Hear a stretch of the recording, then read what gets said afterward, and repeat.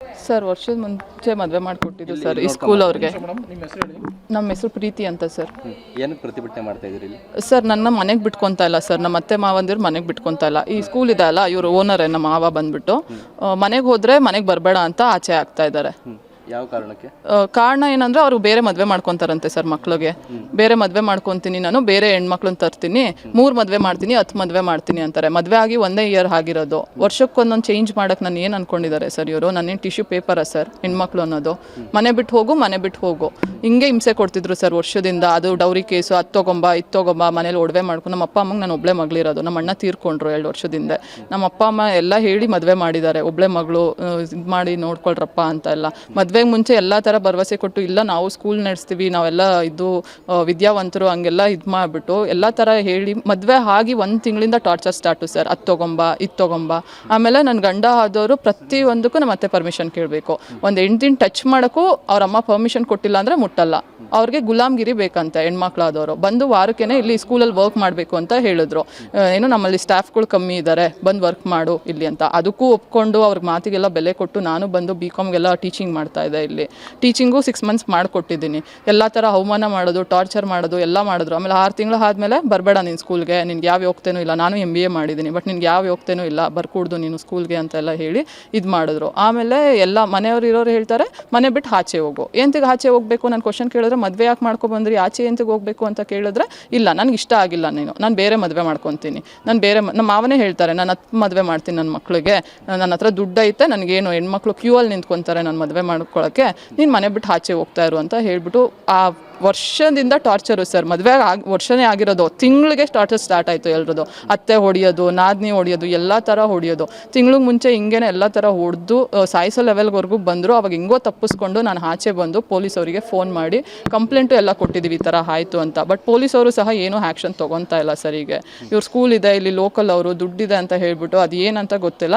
ಅವ್ರನ್ನ ಯಾರನ್ನೂ ನಮ್ಮ ಅತ್ತೆ ಆಗಲಿ ನಮ್ಮ ನಾದಿನಿ ಆಗಲಿ ಎಲ್ಲ ಹೊಡೆದಿದ್ದಾರೆ, ಯಾರನ್ನೂ ಕರ್ಸೇ ಇಲ್ಲ ಅವರು ಸ್ಟೇಷನ್ಗೆ. ನಾವು ಮಾತ್ರ ದಿನ ಹೋಗ್ತಾ ಇದ್ದೀವಿ ಸ್ಟೇಷನ್ ಬಾಗ್ಲಲ್ಲಿ. ಬೆಳಗ್ಗೆ ಹೋದರೆ ಸಂಜೆವರೆಗೂ ಕೂತ್ಕೋಬೇಕು. ದಿನ ಹೋದಾಗೆಲ್ಲ ಅವರಿಲ್ಲ, ಇನ್ಸ್ಪೆಕ್ಟರ್ ಇಲ್ಲ, ಅವರಿಲ್ಲ ಅಂದ್ಬಿಟ್ಟು ಕಾಯಿಸಿ ಕಳಿಸ್ತಾ ಇದ್ದಾರೆ ನನಗೆ. ಮನೆ ಹತ್ರ 3 ದಿನದಿಂದ ತಿರುಗ್ತಾ ಇದ್ದೀನಿ ಸರ್.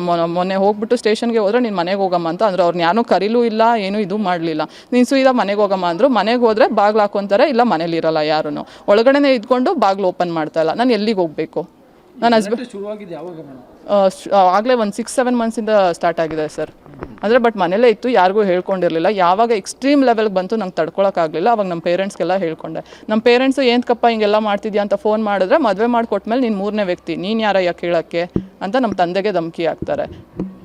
ಆಮೇಲೆ ಇವರು ಸಾಲದು ಅಂತ ಇನ್ನೊಂದು 3rd ಪರ್ಸನ್ನ ಕರೆಸ್ತಾರೆ ಸರ್. ನಮ್ಮ ಅತ್ತೆ ಕಡೆಯಿಂದ ಸಂಬಂಧಿ ಹರೀಶ್ ಅಂತ ಅವರು ಬರ್ತಾರೆ. ಹೊತ್ತಲ್ಲಿ ಬಂದ್ಬಿಟ್ಟು ಮಿಸ್ಬಿಹೇವ್ ಮಾಡೋದು. ನಾನು ಅಡುಗೆ ಮನೇಲಿ ಏನಾದರೂ ಅಡುಗೆ ಮಾಡ್ತಾ ಇದ್ರು ಬರ್ತಾರೆ, ಅಡುಗೆ ಮನೆಗೆಲ್ಲ ಬರ್ತಾರೆ, ಟಚ್ ಮಾಡೋಕ್ಕೆಲ್ಲ ಟ್ರೈ ಮಾಡ್ತಾರೆ.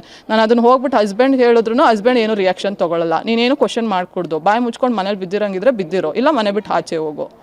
ಅವ್ರು ಯಾವಾಗ ಮಿಸ್ಬಿಹೇವ್ ಮಾಡಿದ್ರು ನನಗೆ ಅದೆಲ್ಲ ತಡ್ಕೊಳಕ್ಕಾಗದಲ್ಲ. ಕ್ವಶನ್ ಮಾಡಿದ್ರೆ ನೀನು ಮನೆ ಬಿಟ್ಟು ಆಚೆ ಹೋಗು. ಎಲ್ಲ ಥರ ಯಾರು ಮನೇಲಿ ಮಾತಾಡ್ಸ್ತಿರ್ಲಿಲ್ಲ ಸರ್ ಆಗಲೇ 5 ತಿಂಗಳಿಂದ. ಮನೆ ಬಿಟ್ಟು ಆಚೆಗೂ ಹೋಗಬಾರ್ದು. ಒಂದು ದೇವಸ್ಥಾನಕ್ಕೆ ಹೋದರೆ ಸೂಳೆ ಮನೆ ಮಕ್ಕಳಂತೆ ದೇವಸ್ಥಾನಕ್ಕೆ ಹೋಗೋದು. ನಮ್ಮ ಮಾವ ಬೈತಾರೆ. ಈ ಸ್ಕೂಲ್ ನಡೆಸೋರು ಹಾಕ್ಬಿಟ್ಟು ಸೂಳೆ ಮನೆ ಮಕ್ಕಳು ದೇವಸ್ಥಾನಕ್ಕೆ ಹೋಗ್ತಾರೆ ಸರ್. ಹಂಗಿದ್ರೆ ಅವ್ರ ದೇವಸ್ಥಾನಕ್ಕೆ ಹೋದರೆ ಏನಂತ ಹೇಳಬೇಕು? ಎಲ್ಲೂ ಹೋಗಂಗಿಲ್ಲ ಸರ್. ಮನೆ ಬಿಟ್ಟು ಆಚೆ ಹೋದರೆ ಎಲ್ಲಿ ನಮ್ಮ ವಿಷಯ ಬೇರೆಯವ್ರಿಗೆ ಗೊತ್ತಾಗ್ಬಿಡುತ್ತೆ. ನಮ್ಮ ತಂದೆ ತಾಯಿ ಮನೆಗೂ ಹೋಗೋಕ್ಕೆ ಬಿಡ್ತಾ ಇರಲಿಲ್ಲ. ಕೂಡಾಕೊಂಡು ಎಲ್ಲ ಇದು ಮಾಡಿ ಹೊಡೆದು. ನಾನು ಯಾವಾಗ ಇಲ್ಲ ನನ್ನ ಗಂಡ ಬೇಕು ಅಂತ ಅಲ್ಲೇ ಸ್ಟ್ರಾಂಗಾಗಿ ಕೂತ್ಕೊಂಡೆ. ನಾನು ಯಾವಾಗ ಮನೆ ಬಿಟ್ಟು ಹೋಗಲಿಲ್ಲ. ಎಲ್ಲ ಹೊಡೆಯೋ ಅಂತ ತಂದು ಸಾಯಿಸೋ ಅಂತ ತಂದರು. ಅವತ್ತು ಹೆಂಗೋ ನನ್ನ ಗುಡ್ ಟೈಮ್ ಅನಿಸುತ್ತೆ, ಬಚಾವಾಗ್ಬಿಟ್ಟು ಬಂದಿದ್ದೀನಿ ಸರ್. ಅವತ್ತು ಬಂದು ನಾನು ಸ್ಟೇಷನ್ಗೆ ಹೋಗಿ ಕಂಪ್ಲೇಂಟ್ ಕೊಟ್ಟರು ಪೊಲೀಸವ್ರು ಏನೂ ನೀಟಾಗಿ ಆ್ಯಕ್ಷನ್ ತೊಗೊತಾ ಇಲ್ಲ. 1 ತಿಂಗಳಾಗಿದೆ ಸರ್ ಆಲ್ರೆಡಿ ಕಂಪ್ಲೇಂಟ್ ಕೊಟ್ಟು. ಈ ವಿಷಯಕ್ಕೆ ಏನೂ ಆ್ಯಕ್ಷನ್ ತೊಗೊಂಡಿಲ್ಲ. ದಿನಾ ಸ್ಟೇಷನ್ ಹತ್ರ ಕರೆಸ್ತಾರೆ. ಇವತ್ತು ನಾವಿರಲ್ಲ, ಇವತ್ತು ಬ್ಯುಸಿ ಇದ್ದೀವಿ, ನಾಳೆ ಬನ್ನಿ, ನಾಡಿದ್ದು ಬನ್ನಿ ಅಂತ ಹೇಳ್ಬಿಟ್ಟು ಹಿಂಗೆ ಕಳಿಸ್ತಾ ಇದ್ದಾರೆ.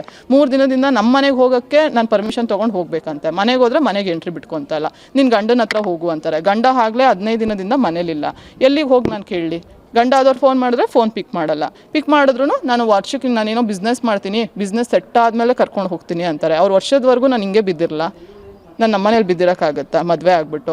ಯಾರು ಸರ್? ನಾನು ನನ್ನ ಗಂಡನ ಜೊತೆ ಬಾಳ್ತೀನಿ. ನನ್ನ ಗಂಡ ಬರಲಿ, ಇಲ್ಲಿ ಕರ್ಕೊಂಡು ಹೋಗಲಿ ಅಷ್ಟೇ. ನಾನು ಬಾಳಕ್ಕೆ ರೆಡಿ ಇದ್ದೀನಿ. ನಾನು ಬದುಕಿದಾಗಲೇ ನ್ಯಾಯ ಕೊಡಿಸಿ. ನಾನು ಏನಾದರೂ ನನಗೂ ಡಿಪ್ರೆಷನ್ಗೆ ಹೋಗ್ಬಿಟ್ಟಿದ್ದೀನಿ ಸರ್. ನಮ್ಮ ಅಣ್ಣ ಕಳ್ಕೊಂಡು ನಮ್ಮ ತಂದೆ ತಾಯಿ ನನ್ನ ಕಳ್ಕೊಂಡ್ರೆ ಅವ್ರು ಇರಲ್ಲ ಅನ್ನೋ ಒಂದೇ ಕಾರಣಕ್ಕೆ ನಾನು ಜೀವ ಉಳಿಸ್ಕೊಂಡಿದ್ದೀನಿ. ನನಗೆ ಗಂಡ ಬರಬೇಕು, ನನಗೆ ನ್ಯಾಯ ಕೊಡಿಸ್ಬೇಕಷ್ಟೇ. ಅವ್ರು ಬರಲಿ, ನಾನು ಕರ್ಕೊಂಡು ಹೋಗ್ಲಿ, ಬಾಳಿಸ್ಲಿ. ಮದುವೆ ಮಾಡ್ಕೊಂಡು ಏನು ಮದುವೆ ಮಾಡ್ಕೊಂಡು ಬೇಡ ಅಂದರೆ ಏನು ಟಿಶ್ಯೂ ಪೇಪರಾ ಸರ್ ನಾನು ಯೂಸ್ ಮಾಡ್ಕೊಂಡು ಬಿಸಾಕಕ್ಕೆ?